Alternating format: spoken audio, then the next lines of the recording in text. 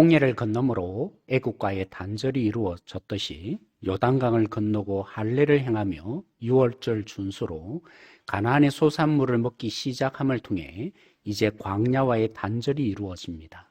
이번 주는 가나안 정복의 첫 과제인 여리고와 아이성 점령을 다룹니다. 여호수아와 같이 이야기 형식으로 된 성경은 어떻게 읽는 것이 좋을지 살펴보십시다.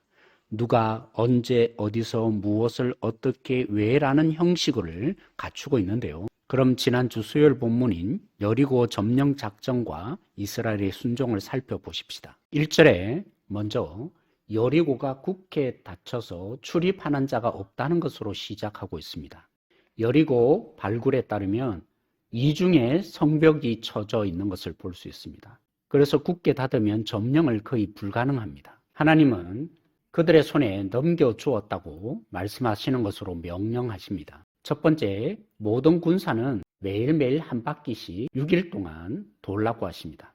그리고 제사장 7이 양각 나팔을 잡고 언약궤 앞으로 지나가며 7째 날에는 7번 돈 후에 제사장이 나팔을 불라고 말합니다. 나팔을 불 때 백성들이 큰 소리를 외치면 성벽이 무너진다라고 하나님이 말씀하십니다.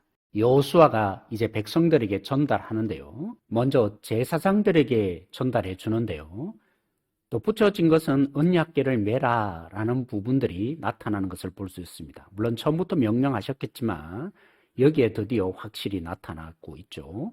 그리고 백성들에게 여호수아가 전달하는데요. 성을 돌되 무장한 자들이 여호와의 궤 앞에 나아가라 라는 부분들이 또 상세하게 전달되어집니다. 첫째 날 순종을 이제 보십시다. 먼저 제사장 7은 여호수아가 전달한 대로 양각 나팔을 잡고 언약궤를 뒤따라 나팔을 불며, 두 번째로 무장한 자들은 제사장 앞에서 행진을 합니다. 그리고 후군이라고 우리에게 다시 등장하는데요. 무장한 자도 앞선 자가 있고 후군이 있다는 것이 보여집니다. 궤를 뒤따르는데 제사장은 나팔을 불고 행진하게 됩니다. 그리고 10절에 강조를 하고 있는데요. 외치지 말고 음성을 들리게 하지 말고 아무 말도 하지 말라. 이렇게 3번에 걸쳐서 침묵에 대해서 강조하여 말하는 것을 볼 수 있습니다. 둘째 날 순종에도 보시죠. 이번에는 아침 일찍이 일어나서 그대로 순종하는 것을 보십니다. 여기에서 덧붙여진 점이 있다면 계속 제사장들이 앞서 행진했다라는 부분들이 드러나는 것을 볼 수 있습니다. 이제 7째 날 마지막 순종이 이루어지는데요. 이번에는 새벽에 더 이른 시간을 표현해 주고 있는데요. 그렇게 이스라엘 백성들은 순종할 마음의 자세가 되어 있다는 것을 볼 수 있습니다. 이번에는 7번 돌기를 그날 뿐이라고 7번 돈 것에 대해서 강조해 줍니다. 백성들이 외쳐야 될 내용이 드디어 나타나는데요. 여호와께서 성을 주셨다라고 외치는 것이었습니다. 그리고 앞부분에는 보여지지 않은 또 다른 명령 여호수아가 엄격하게 말하는데요. 여호와께 그 모든 것을 바치라라고 합니다. 그래서 온전히 바치라고 하죠. 아무것도 손대지 말라고 하면서 다시 한 번 더 덧붙이죠. 그렇지만 그 성에 살았던 기생 라합과 그 집에 동거하는 자는 살려주라고 약속했기 때문에 이것을 엄격히 지킬 것을 명령합니다. 여리고 작전을 통해 우리에게 주시는 교훈을 생각해 보겠습니다. 첫째, 가나안 정복은 하나님의 전쟁입니다. 여리고 정복 전에 여호와의 사자가 칼을 들고 여호수아 앞에 서게 됐죠. 여호수아가 누구를 위하냐고 물었을 때 가나안도 이스라엘 편도 아니라고 합니다.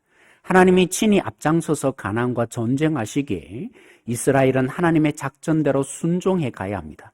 둘째, 하나님의 방식대로 순종해야 합니다.